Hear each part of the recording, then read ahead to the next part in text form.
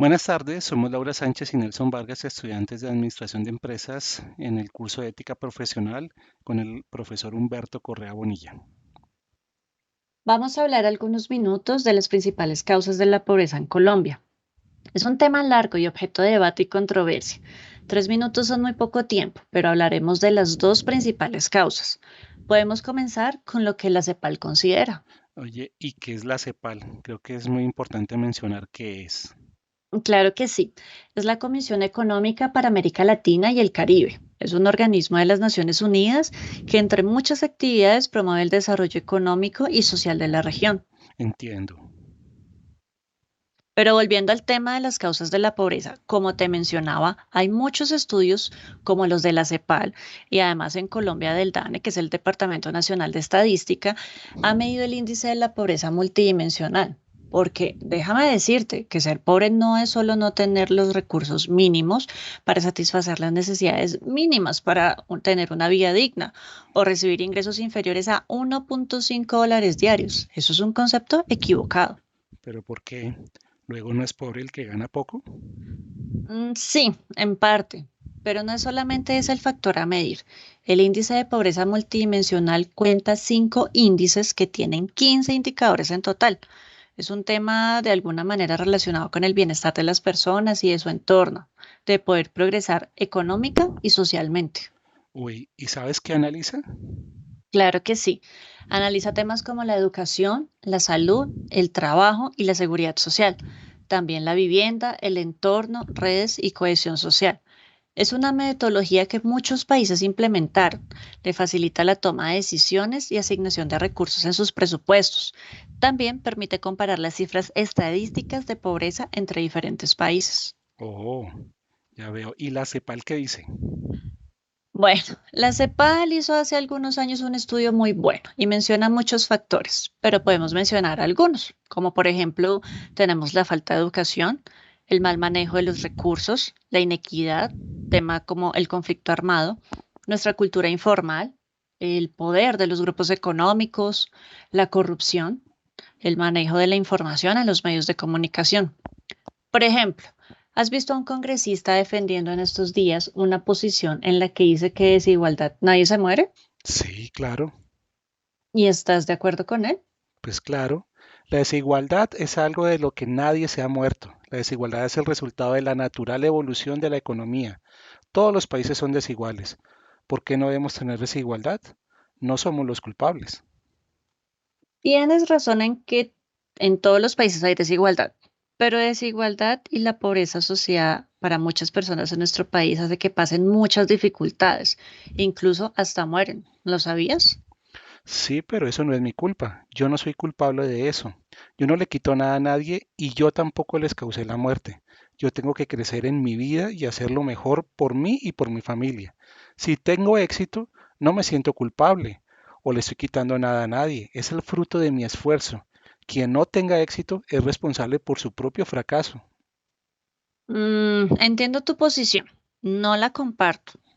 Pero la pobreza es resultado de la desigualdad y eso nos afecta a todos, incluyéndote a ti, aunque no lo creas. ¿Y sabes por qué? ¿Por qué no hablamos de dos causas particulares? Hablemos, por ejemplo, de la educación. ¿Qué piensas de la educación en nuestro país? ¿Es un derecho de los colombianos o es una obligación del Estado? Creo que no es un derecho y tampoco una obligación real. Creo que eso, como lo planteas, es algo utópico. No lo vamos a tener nunca. Me refiero al derecho ejercido o a la obligación del gobierno. Colombia no tiene recursos suficientes para la educación. Además, cada quien es responsable de su propio desarrollo personal. Creo que el que no estudia es porque no quiere. Bueno, la realidad es que es muy diferente. Tenemos unos niveles de cubrimiento educativo que, aunque han mejorado, siguen siendo muy bajos. Aspectos como el trabajo infantil, la deserción escolar, la falta de instituciones educativas en regiones apartadas, la adecuada preparación y disponibilidad de los profesores, entre otros temas, afectan directamente en los resultados. ¿Sabes que si no se invierte en educación estaremos condenados al subdesarrollo y a la pobreza? Solo colombianos con una adecuada educación podrán o podremos, a decir verdad, sacar adelante a este país. Pero pasemos a otro tema.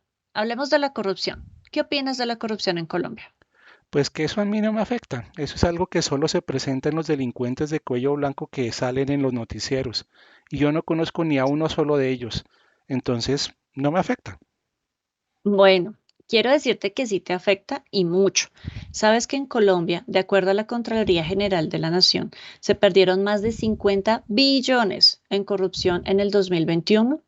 Es lo equivalente a 2 veces la reforma tributaria del gobierno en el 2022. Con 50 billones, muchas de las condiciones de vida de los colombianos podrían cambiar positivamente. Por ejemplo, en temas como la educación, como la salud, como la vivienda, el trabajo y la infraestructura, entre muchas otras. Si vives en Colombia, la corrupción te quitó en el año 2021 casi 1 millón de pesos que el Estado podría invertir en tu bienestar. Ahora, multiplica eso por 50 millones de personas. Uy, no lo sabía. Eso es absurdo. Así es. Bueno, ¿y entonces qué crees que podemos hacer? Bueno, para el tema de la educación hay que tener mejores escuelas y colegios, mejorar los salarios de los profesores, ampliar el cubrimiento de la educación superior, hacerla gratuita para las clases más necesitadas, establecer programas de alta calidad, facilitando el acceso a la educación virtual y estableciendo programas que ayuden a la economía nacional, especializándose en temas del campo, de tecnología y de producción industrial. Y así podríamos seguir con muchas cosas. ¿Qué opinas? Uy, sería buenísimo. Pero acabar con la corrupción sí es muy difícil. Yo diría que casi imposible. Es cierto, también es muy difícil. Es un tema que forma parte de nuestra realidad y de nuestra cultura. Pero el cambio comienza en casa, desde nuestro actuar individual. Si vemos un acto de corrupción, no podemos quedarnos callados. Hay que denunciar, no importa el tipo o el tamaño del delito. ¿Qué opinas? Pues creo que tienes razón, pero ¿sabes qué? Creo que sabiendo elegir bien en las elecciones, podemos ayudar a disminuir este flagelo. Creo que una de las principales herramientas contra la corrupción es nuestra cédula y la participación ciudadana. Creo que con buenos gobernantes podremos combatir estas malas prácticas, endureciendo las penas y los castigos para los corruptos, fortaleciendo a las entidades de control como la Contraloría y la Procuraduría. ¿No crees que un funcionario de gobierno que sea condenado por corrupto debería quedar vetado, por ejemplo, de por vida para trabajar o contratar con el Estado? Tienes toda la razón y estoy de acuerdo contigo. Me alegra mucho que pienses así. Mira que al final estamos llegando a un consenso. La pobreza en Colombia tiene muchísimas causas, pero para cada una de ellas, y eso que aquí solamente alcanzamos a hablar dos de ellas, hay muchas acciones que el Estado y nosotros mismos como ciudadanos podemos realizar, ¿cierto? Así es. De acuerdo. Creo que fue un buen diálogo. Lograste cambiar mi modo de ver algunas cosas. Te agradezco. Con gusto.